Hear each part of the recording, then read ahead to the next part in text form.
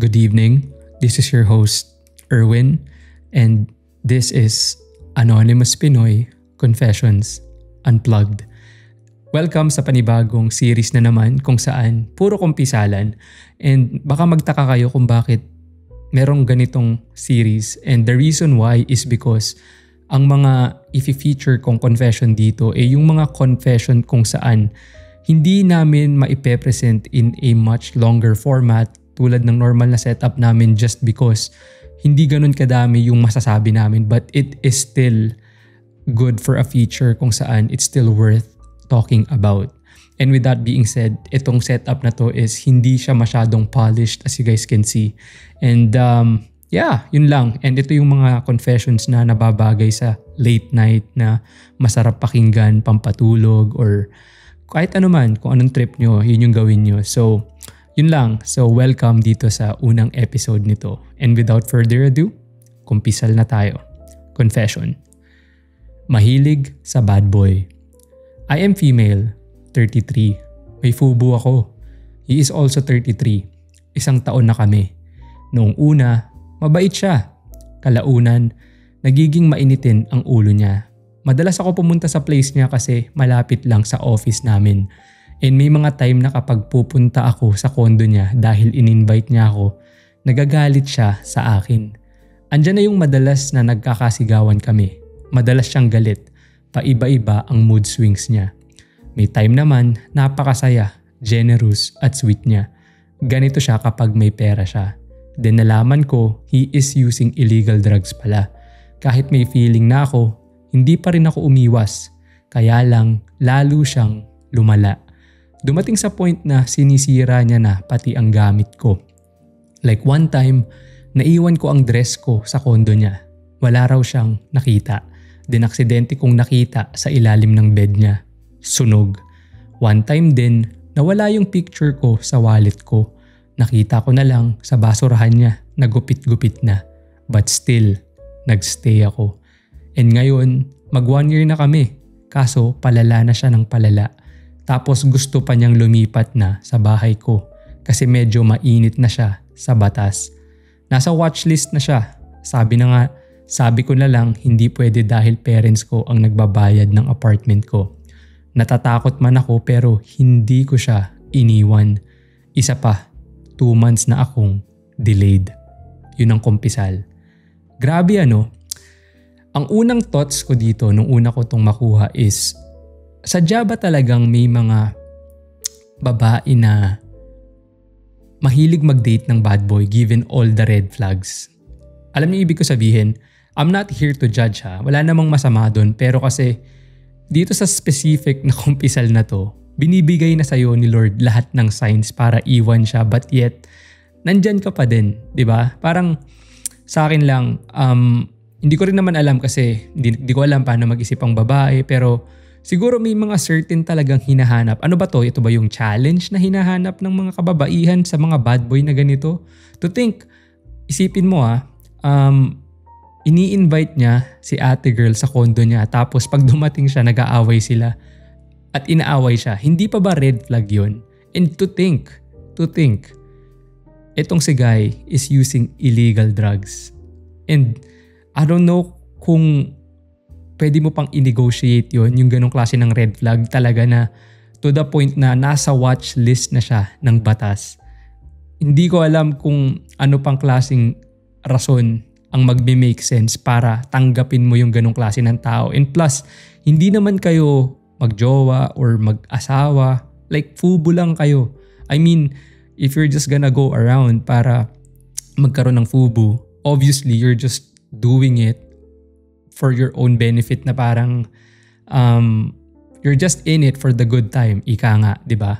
Kasi ayaw mo ng commitment, ayaw mo yung hassle ng commitment ng isang relationship, and yet, etong pinili mong kafubo is sobrang dami ng binibigay sa yung headache. Like, binibigyan ka niya ng headache na inaaway ka niya through his mood swings, tas sinisira pa yung gamit mo. Hindi ko pala na-mention yun. Imaginein mo, hindi ko alam kung dahil ba sa paggamit niya ng illegal drugs kaya gano'n na siya mag-isip.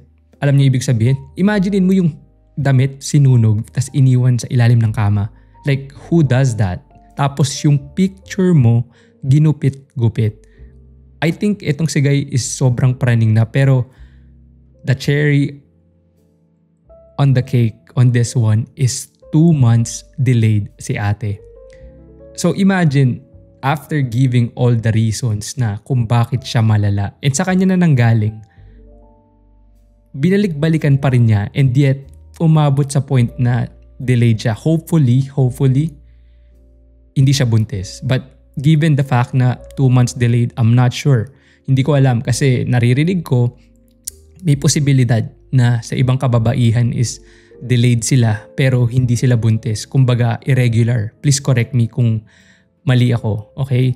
And I'm just scared for her kasi imaginein mo kung magkaanak sila. 'Di ba? So malaking problema pa yun. And hindi lang yun eh. Yung tipong what if madamay ka simply because etong si Guy is hinahanap ng batas.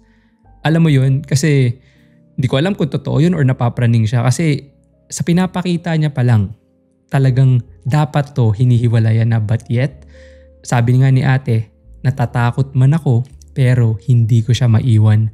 Grabe naman yun. Ate, ano pa bang klaseng senyales ang kailangan mo para iwanan tong Guy na to? 'Di ba? Ako like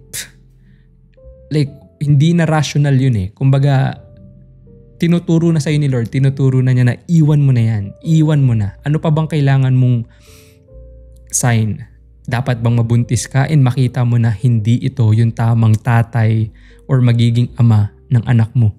Kailangan ka pa bang umabot sa point na yun? 'Di ba? Para ma-realize mo na hindi siya tama para sa'yo. And to think, like I said, going back sa sinabi ko earlier, fubo lang kayo.